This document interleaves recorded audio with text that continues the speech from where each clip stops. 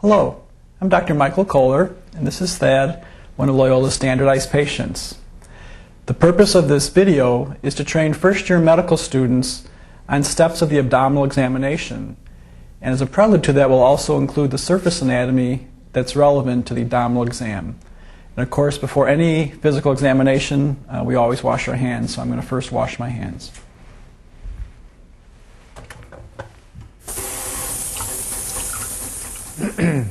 As with any examination, the patient needs to be in the proper position.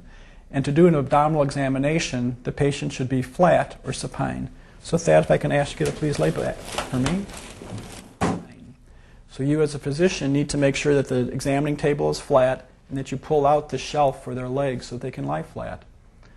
The examiner needs to also make sure that they properly expose the abdomen. So you always need a sheet as well as a gown. It's always best to ask the patient to adjust the gown themselves. So Thad, if you could lift up your gown for me. Just a little bit higher, great. Now I've got good visualization of the abdomen here. We always ask patients to have their arms at their sides. They should not be above their head. If the patient's hands are above their head, that tenses up the skin and the muscles of the abdomen. And of course, the door should be shut in addition to draping. You as a physician should be on the patient's right side to do this examination. So let's begin by looking at some of the surface markings of the abdominal wall. The costal margin is the lower border of cartilage of ribs 7 to 10 anteriorly.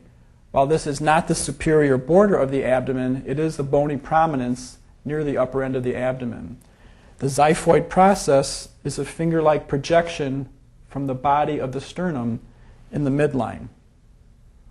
Also in the midline there is a line known as the linea alba, which goes from the xiphoid process all the way down to the symphysis pubicis. You'll remember that line from your anatomy class. Thad, if you could lift your head off the table, you'll notice there's contraction of the rectus abdominal muscles. These muscles run longitudinally from the lower margins of the costal cartilage all the way down to the pubic bone and the symphysis pubis. They run approximately 7 to 10 centimeters from the midline, and the lateral border of the rectus abdominal muscle is known as the linea semilunaris. Okay, you can put your head back, thanks. Also in the midline is the umbilicus.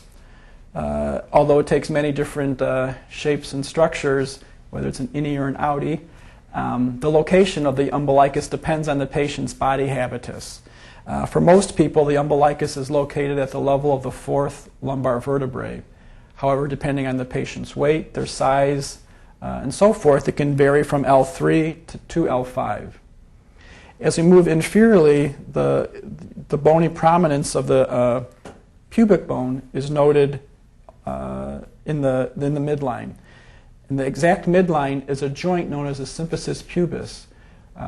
It does not have a lot of movement, but there is an articulation there between the two pubic bones. As we move laterally, the bone is known as the pubic crest, and a little bit further lateral, about 1 inch out, there's a bony prominence known as the pubic tubercle. That bony prominence is important because that is the one of the points of reference for the inguinal ligament. As we move further laterally, you'll notice another bony prominence known as the anterior superior iliac spine. This is always easy to identify on any patient. Moving from the pubic tubercle to the anterior superior iliac spine is the inguinal ligament. As we move further from the anterior superior iliac spine, we can follow a bony prominence laterally, and that's known as the iliac crest. That iliac crest is a wing-like portion of the ilium bone, which sort of flares out laterally, and it goes superiorly and posteriorly. And if we were to feel in back, it ends in what's known as the posterior superior iliac spine. There's 4 quadrants in the abdomen, and we use these 4 quadrants as reference points and as points of descriptions where we locate masses or where we identify physical findings. It's sort of an arbitrary horizontal line, almost if you will. It's an imaginary horizontal line that runs through the umbilicus, and the vertical line also runs through the umbilicus. So again, if we were to imagine those two lines over the abdomen, we would have the right upper quadrant, the right lower quadrant, the left lower quadrant, and then the left upper quadrant. The patient's abdomen, of course, does extend superiorly above the costal margin and actually extends all the way up to the dome of the diaphragm. The location of the diaphragm does vary because as the muscle of respiration, it elevates and lowers with each breath. With quiet respiration, there might only be approximately 1 centimeter movement up and down. But if a patient's exercising or taking deep breaths, that can vary as much as 3 to 10 centimeters up and down. On the right side, you could locate the roughly horizontal plane of the dome of the diaphragm at about the 4th rib in the mid-clavicular line. Let's talk about that. I'm just going to lift your gown up a little bit higher. The clavicle is a bone that runs from the sternal notch all the way laterally to the shoulder. About midpoint of that clavicle, that would be the mid-clavicular line. For further reference to that anatomical landmark, I could refer you to the thorax training video where we go into much detail all of the vertical lines around the axis of the chest. Let's move back down again to the inguinal ligament. As I said, that runs from the pubic tubercle laterally to the anterior superior iliac spine. Just above that inguinal ligament lies the inguinal canal, which is approximately 4 centimeters long and runs above and parallel to the inguinal ligament. That is the site of inguinal hernias. Also in this general area are the inguinal lymph nodes.